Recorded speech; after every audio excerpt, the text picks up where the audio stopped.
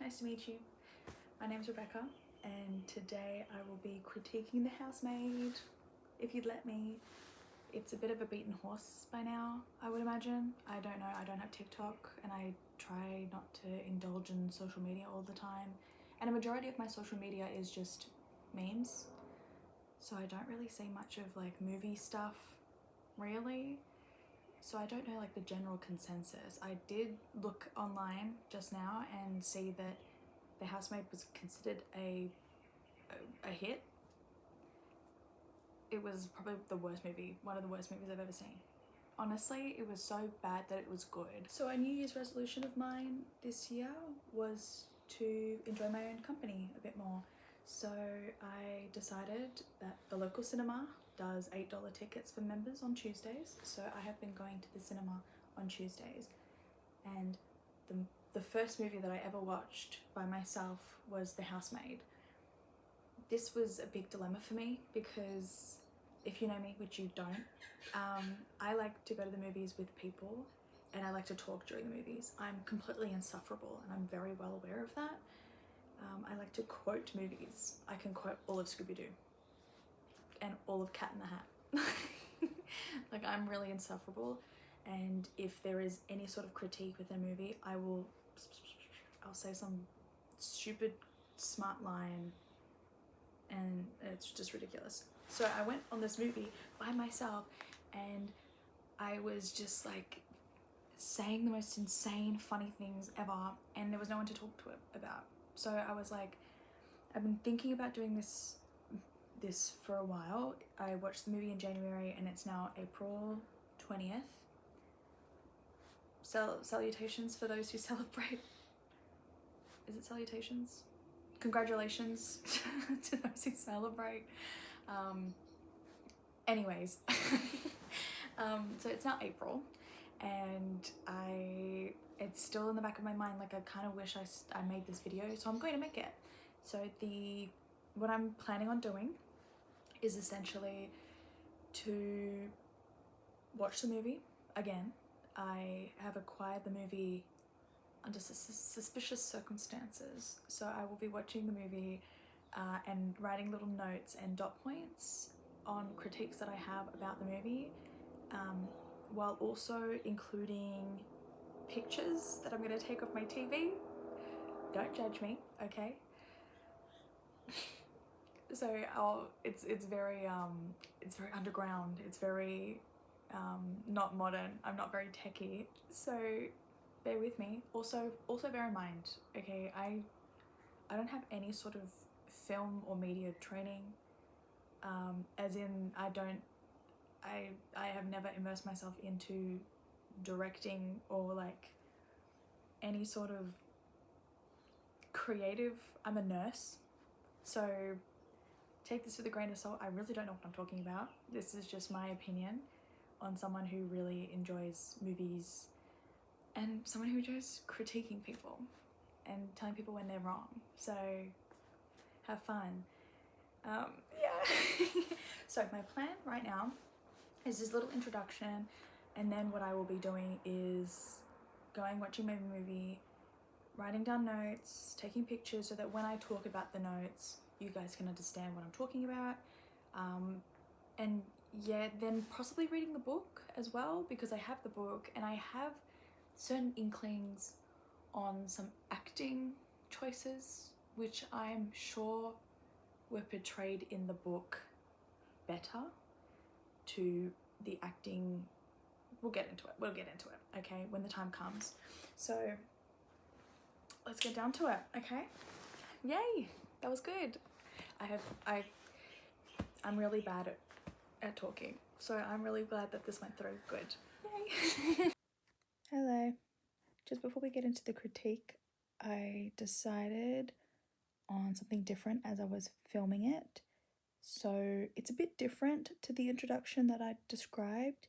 So I essentially, when I was writing down my notes during the movie, they were little quips and stuff like that. But when I was going back and filming it, I realized that I would have to explain the whole movie, and oh, this movie is just so not good, and I don't want to get into it. You know what I mean? It is just like I would have to explain everything in order to get through my like the bare minimum, and I don't have to explain this bullshit. Okay, so you're just gonna get the bare minimum. You're gonna get my initial thoughts, the starting of it, because I thought it was really fun. The start of it was just like it just draws you in, right? And then I just go off the rails and I just start fucking bitching about like the most stupid shit and like more the broadness of the film rather than going scene by scene, because that is just exhausting and this is not a good movie. And there was a point in my notes where I'm going, don't know what happened. I checked my phone because I was so bored. And then there's also another point where I was like, I'm only halfway through. What the fuck? So yeah, I'm sorry guys, but you're just not gonna get you're not gonna get that. You're just gonna get me ragging on about the movie. Okay. And I'm also not gonna go through the book because that's a lot of effort and I don't really this is just a side hustle. You know, maybe I'll go through the book later on and talk about the book in a separate thing. But right now, we're just gonna go through the themes, really. Okay? Okay. Thanks. Hey, I'm back and I have. Oh. Oh. Oh. Sorry, that was a sneeze. Anyways, I am back and I have written some notes. Let's get started, shall we? So, this movie starts off with the most fuck-ass loud music ever. The song is Take Me As I Am. The lyrics consist of the sentiment, I'm deserving of a life bigger than my own. What you see is what you get. And that's exactly right. That's exactly fucking right, because, girl, you know who's coming in a broke-ass blue car? Sydney Sweeney. That's right. She's pulling up, right? I have a tissue, I don't know why. She's pulling up, right, to this beautiful lavish house, and you're like, oh, she's a fish out of water. Oh no, dearie, she's a fish out of water. And she okay, I have my own mock-up, but she winds down the window. That's essentially what she does. She's not like other girls, guys. I don't think you understand. She's not like other girls. Like, it's so serious. It's so fucking serious. Her glasses don't look like proper glasses. They look like the 2013 3D style glasses that you like used to pop out. You know, I feel like on the day of filming, they're like, does anyone have any glasses? Does anyone have any glasses they can spare? And she goes, I have some. And she like pulls out her thing. She goes, how about these? And they're like, yes, perfect, Sydney, go over there. That's my thoughts. They're just like, they're really fucking bad. They look really bad. So she pulls up with this loud ass music playing, going, okay, the lyrics are, okay, so the chorus of the lyrics, right, is you can take it or leave it, and it's like replaying in the background. It's like, you can take it or leave it, you can take it or leave it, or something like that. I don't remember the rhythm. I just have the lyrics written, and some of the other lyrics are, I'm not gonna settle to be tolerated or put on a shelf for decoration. And that's exactly the sentiment of this movie. Snaps, incredible, absolute cinema. That's a meme, right? Another thing on the music, okay, so the music is super loud, but the scene that commences is really quiet, if that makes sense. Like, it's like the music's here and Amanda's Seyfried's voice cutting into it is like here. They need to be kind of like more equal, or like Amanda a little bit above, but it like, when you're in the cinema watching it, I was there like, wow, this is super loud compared to everything else that's happening around it. And it would make sense if the movie was loud, but it's not. It's just like the songs are really loud, and they're really jarring at some points. I'll get into them. I had a couple giggles throughout rewatching, and also when I first watched it, I giggled at the same spots. The first scene of the movie is essentially a job application for a nanny position, a live-in nanny position, that Amanda states to Sydney that she's overqualified for. And Sydney does this face. I'll show it on screen.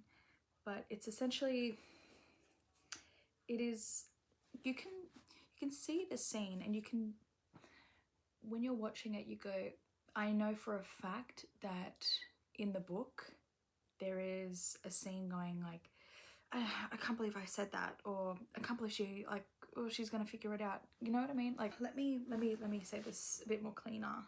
What I can imagine the book saying is, I cringe at my words, if that makes sense. Like the inner monologue. You know what I'm talking about. She looks like she's trying to recreate the inner monologue of the book. That's exactly what I'm trying to explain. I also want to say that Amanda Seyfried, she's like the star. She's so good at this. Like she's so good. I love Amanda Seyfried after this movie, and like rewatching it again, it really highlighted to me just how boring Sydney Sweeney is in every scene that she's in, and like having Amanda Seyfried and the man Amanda Seyfried, she just like livens up the scene. Like if there's anything with just Sydney on there, she's just doing something. She's just doing shit, you know. But then as soon as Amanda's there, I have quite a few scenes that I did film where Amanda's there. She's like, oh my god, and like so expressive, and you can tell she's spiraling, and something's not quite right, and she's like going through a mental breakdown. And Sydney's there like that's all she does, and even that is over expressing. Like she's really flat. Like there's a scene where Amanda is having a mental breakdown because Sydney apparently stole and threw out her Cliff's Notes for a speech that she was going to do, and Amanda is throwing shit, and Sydney is just completely deadpan. I'll put it up. She's completely deadpan throughout the whole of the scene, that I kind of giggled a little bit, because I was like, if a woman in front of you was having a mental breakdown, accusing you of stealing and throwing away her speech for a thing that she has, and she's going crazy and mental and throwing shit around and screaming, you're gonna be like, oh my god, like what's going on? Oh my god, like you're gonna be acting differently. But she doesn't. She's just there like, and even that's overacting, because she's not even doing that. It doesn't make any sense to me. You're in a movie, act. I'm gonna actually go into my rant about Sydney Sweeney, because I have a rant about Sydney Sweeney. When I first saw her in The White Lotus, she was playing a nonchalant teen, and then in Euphoria she was also playing a nonchalant teen, and then in that movie with the guy who looks like a capybara, she's also kind of playing like a nonchalant character, like someone's like, you're never gonna get me, you're never gonna get this. And now she's in a role where she has to act and has to like, she's in a drama, like she's in a psychological drama, like a big role, a role that has a lot of nuance to it, and she's flat. She's playing the nonchalant teen. There's like so many scenes where she's just there and she's just giving nothing. Like Amanda is just there acting her fucking ass off, and it's like, I just don't understand. I really don't understand why they hired her, because there are so many other beautiful actresses. I mean, Sydney is gorgeous. She's gorgeous, but she doesn't have that acting ability. And there are beautiful women in Hollywood who can act and who can do that role. But for some reason they've hired Sydney Sweeney, probably because they think that they can't get anywhere like without her. But this is a really well-known book. I was recommended it multiple times to read it, and then as soon as it was coming out, people were like, oh yeah, I'm gonna watch it. Like I don't think people cared who was behind the film, because they're gonna watch it anyways. So why not get an actress who actually can do the role right and can actually do the role justice? You know what I mean? It was flat. It felt really flat. She always falls flat for me, really. There isn't any instance where I'm going, okay, cool. Yeah, you're like, oh, this is good. like maybe towards the end of the movie, but even then, like that's all you got, you know, that's all you got. It was really like, it was really sad actually. And I don't like the way she talks. She talks like a nonchalant teen. She's like, I don't understand, whatever, it's okay, whatever. There is a voiceover that she does. So Sydney says here, I knew she wouldn't call me back. Oh well, at least I get $20 out of it. I don't know what I'm gonna do. That's all that's literally how it is. That's exactly how it is. It's, I don't know what I'm gonna do. But you're like, you're there and you're like, I knew she wouldn't buy it. Like, but at least I got $20 out of it. I don't know what I'm gonna do. Like, there is so much better ways to act it, not be a nonchalant fucking teen. I don't get it. I do not get it. I'm getting so riled up over the stupidest fucking thing right now. But Sydney Sweeney pissed me the fuck off on this movie. So essentially, Amanda Seyfried and Sydney Sweeney go through a whole bunch of hijinks. I don't want to go through the whole movie because there are only like dot points that I kind of want to like get into. One being the music and the editing, it's really bad. Two being Sydney Sweeney, and the third one kind of being like the editing is really bad as well. Like, so the editing is kind of crazy. So there's like a couple of scenes, right? So it is alluded to that the man of the house, I think his name is Andrew, he finds Sydney Sweeney attractive. Sydney, another point on Sydney is it feels like there's a contractual obligation for her to be shirtless in every movie that she's in. Like, there's an unnecessary shower scene that happens where she is just in the shower. There's no, like, nothing happens while she's in the shower, but then she walks out of the shower and he is up the stairs. He goes up the stairs and goes, oops, sorry, it turns around. That could have been completely avoided. She didn't have to have a shirtless shower scene. She could have just gone, you could have had like the water running stop and her walk out with the towel. You didn't have to have her shirtless. It was just like really unnecessary. I don't know, it was just really weird. I feel like that was like a production thing. Like they were like, oh, we need to get Sydney in the shower, guys. We need to get her in the shower. We need to see her topless. I don't know if I'm a bit of a prude, but like I really don't enjoy sex scenes, especially in movies. Like they make me incredibly uncomfortable because like they're just two actors just acting, but also acting like they're on a porno. It's like, it's kind of weird in my opinion. Like, these are actors. Why are they shirtless and doing all this? Like, can't you just like allude to it? Just like, I watch it and I'm like, okay, like we get it. Like we actually get it. Like you don't have to like fan service us. None of us are here going like, oh yeah, oh yeah. I mean, some people might be, but I'm definitely not. I actually find myself skipping them. I tend to skip sex scenes. Like when I watched Wuthering Heights, I left the cinema when the sex scene happened because I needed to pee and I was like, perfect time. Okay, because I knew it wasn't any progression in the story. I usually take sex scenes as times to like disengage from the movie because I don't care about them. Like there's no substance to them. It's just a pointless fan service for people, which it's stupid. I abolish sex scenes, in my opinion. Abolish sex scenes. We got into the topic of a sex scene because towards the end of the movie, Amanda Seyfried, she is gone cuckoo. She's gone cuckoo for Cocoa Puffs. Is that the saying? I don't know. She's going, yeah, going cuckoo for Cocoa Puffs, and she is getting kicked out of the house, and she's going, oh my god, ah. And so she drives off, and there's a whole scene. She's like,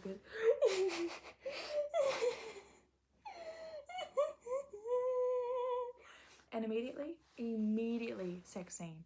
It is, and like the music starts as well. The fucking loud ass music starts. It's like, oh, they play fucking Lana Del Rey as well. It's crazy. So it's like,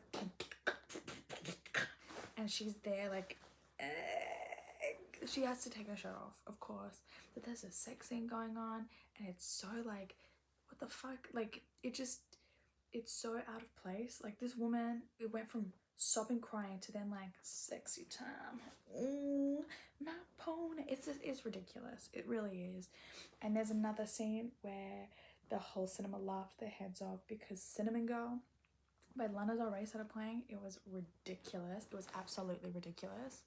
And there's also another scene with Sydney Sweeney where she's going downstairs to watch a movie in like the home movie theater, and she is perked up. Like I'm like, she's supposed to be in pajamas and her tits are touching her chest. I was like, this is unnecessary. This is so unnecessary. I was like, whoa. I think everyone in the cinema laughed at the same time as well. Like we're like, whoa. Or why is she dressed like that? She could just wear a normal outfit and she doesn't have to be sexy all the fucking time. She can just be a normal girl. That's what really pissed me off about this movie, is like she just, I don't know, it just was really weird. Also during Cinnamon Girl, when they're going out, the husband and Sydney are going out and she's wearing this horrendous outfit. It's actually not the worst outfit ever, but it's just like, it's a dated outfit. And Sydney's hair, oh my fucking god, I just know everyone was against her. I don't know, it just seemed like it, like her hair is flat as hell and oh, it looks so bad. It looks so bad. But I giggled.